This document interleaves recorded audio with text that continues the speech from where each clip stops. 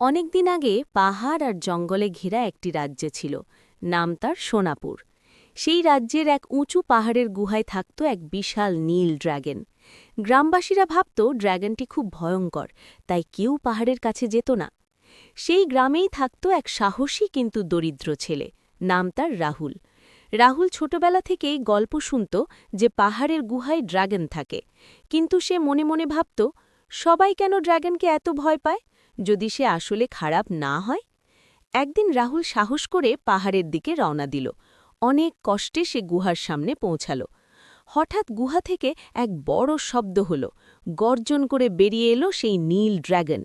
রাহুল ভয় পেলেও পালাল না। সে শান্ত গলায় বলল, আমি তোমাকে আঘাত করতে আসিনি, আমি শুধু জানতে চাই তুমি সত্যিই কি খারাপ। ড্র্যাগন অবাক হয়ে গেল। এতদিন সবাই তাকে দেখেই পালিয়ে যেত, কিন্তু এই ছোট্ট ছেলেটি ভয় না পেয়ে কথা বলছে। ড্র্যাগন ধীরে ধীরে বলল, আমি খারাপ নই, আমি শুধু এই পাহাড় আর জঙ্গলের রক্ষা করি। রাহুল বুঝতে পারল ড্র্যাগনটি আসলে ভালো। তারা বন্ধু হয়ে গেল। ড্র্যাগন মাঝে মাঝে আকাশে উড়ে রাহুলকে পুরো রাজ্য দেখাত, আর রাহুল গ্রামবাসীদের বলল যে ড্র্যাগনটি তাদের শত্রু নয়। কিছুদিন পর এক দুষ্টু দানব রাজ্যে আক্রমণ করল। তখন সেই নীল ড্র্যাগন আকাশে উড়ে আগুনের আলো ছড়িয়ে দানবটিকে তাড়িয়ে দিল। রাজ্য আবার শান্ত হয়ে গেল। গ্রামবাসীরা তখন বুঝল ড্র্যাগনটি ভয়ের নয়, বরং তাদের রক্ষক।